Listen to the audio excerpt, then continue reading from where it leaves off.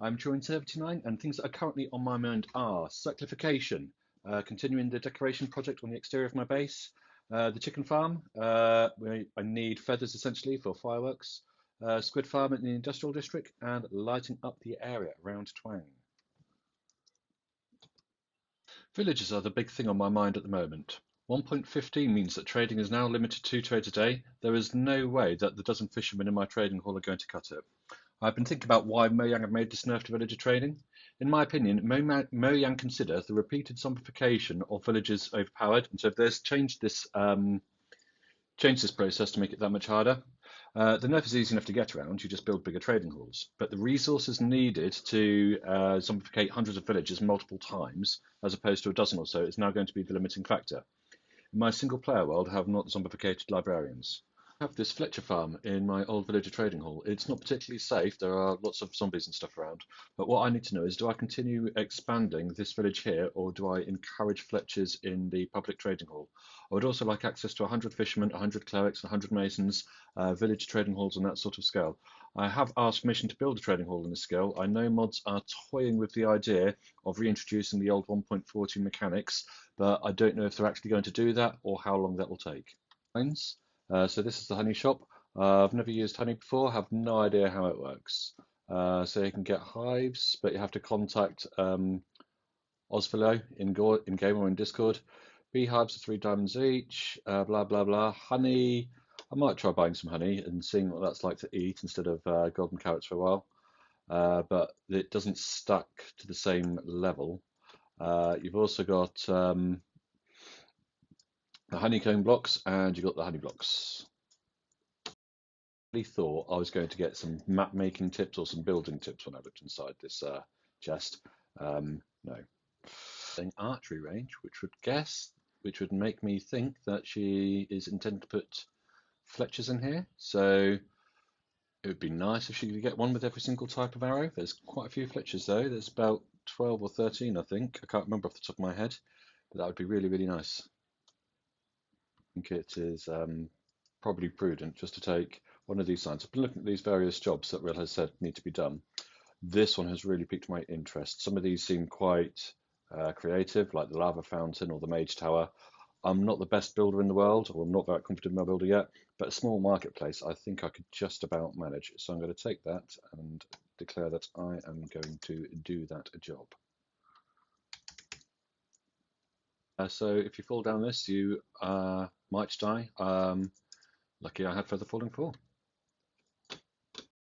I'm thinking about, I'd like some black glazed terracotta, so I was hoping there was some in here.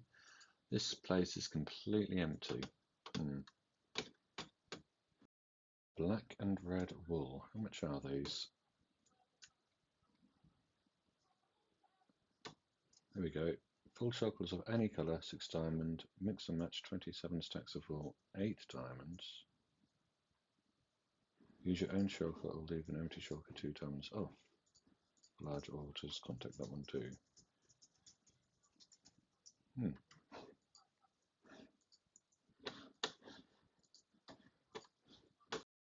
So I am going to craft some of my own terracotta. Oh dear, sorting system failure. And probably that is going to be something I'm going to come back for later, because I do want to kind of like make a start on this tonight. So black dye. And if we craft that, we can have some black terracotta. 61 pieces. I'd like 64. I'd like a little bit more black dye. I don't have any more. Oh, I've got some ink. All with the roses. Ink. Doesn't really matter. I've never really used ink for the books. Right, black dye. Boom, boom, boom. And we will put that into our super smelter of doom. Look at this puppy. That's really bad. Look, it's got lots of lava in it. Okay.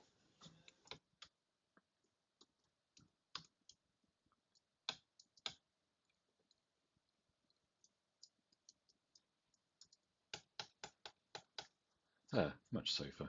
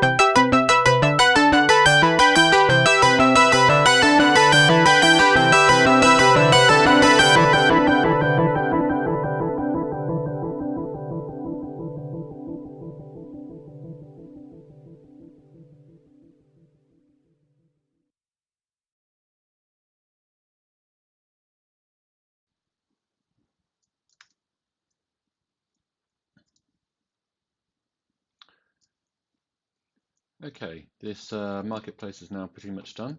We've got the levers which will enable the villagers to be sent down to be zombificated, and then they can be returned back up, where you'll be able to trade them. I'm not 100% convinced on this path block floor though. I'm going to ask Rilla if we can swap it out for glazed terracotta, lava, and glass.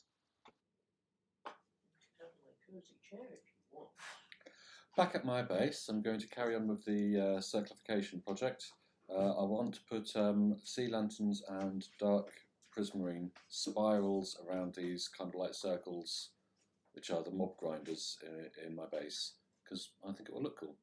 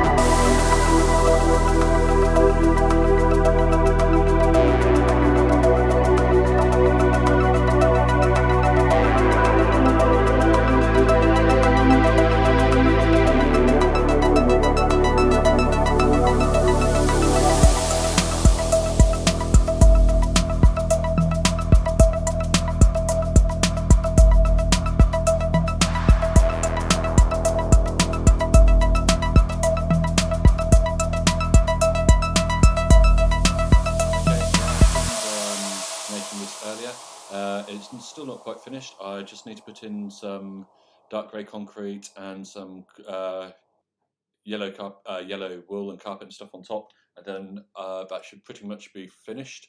I'll let Will know. I am going to fiddle around and see if I can come up with some floor designs, however. So I think this is an opportunity for a little bit of another time lapse.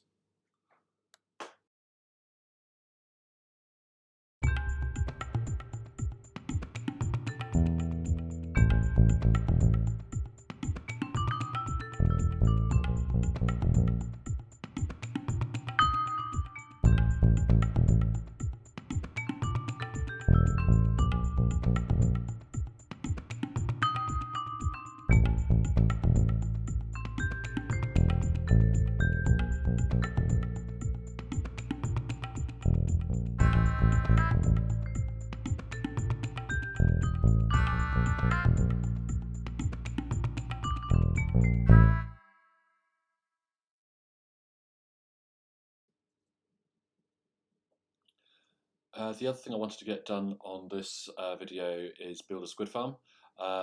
Building a squid farm at spawn would have been nice, but it would have required draining all of the rivers around spawn. That would have completely ruined the aesthetics. So Osvilio has kindly allowed me to build a squid farm and drain the rivers at its base.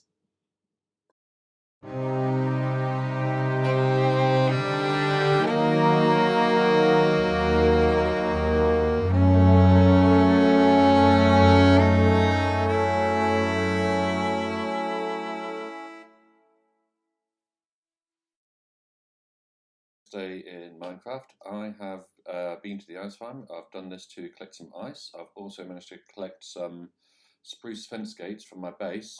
Again, this is for the squid farm. I'm a bit concerned about this ice farm.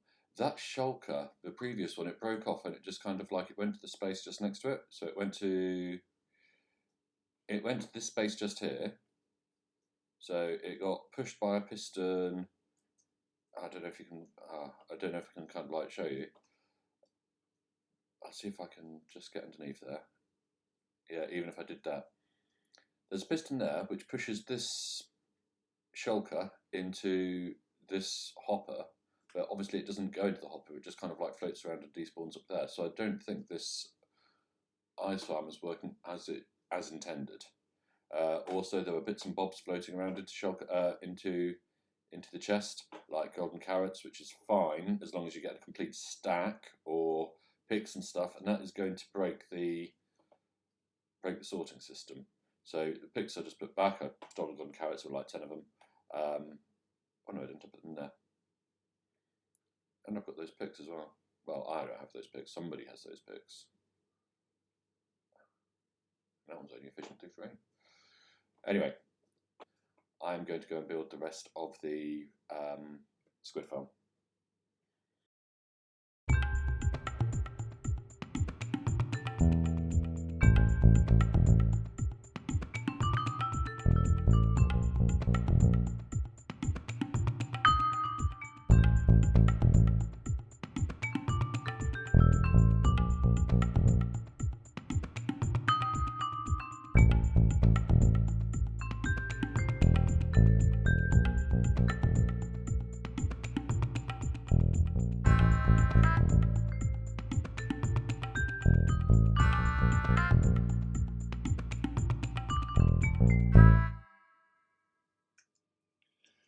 Okay, it's now a fair few days later. I've sunk a fair few hours into this project. I've gone away, I've played a game of Civilization, I've come back, and I've spent a few more hours. This project is nowhere near completion, and I'm not going to be able to get it done in these holidays. So it is taking one spruce log to make one fence gate, and there's a fair few fence gates in this project. I thought I had plenty left over from when I made the Guardian farm, but I've actually had to go back to the resource world and mine spruce trees there over and over again, and I've had to do that a fair few times. I've used up 4 or 5 shockers of wood, and I've still got. I need to be going down so that I'm standing on top of layer 45 because squids can spawn between layers 64 and 46, and currently right down at the bottom. It's not all ice down here. Some of it you can see you can just see the ice pillars still. This is only at 48, so there's still 2 more layers underneath here to go. And this is even before I've started to think about putting in killing mechanisms and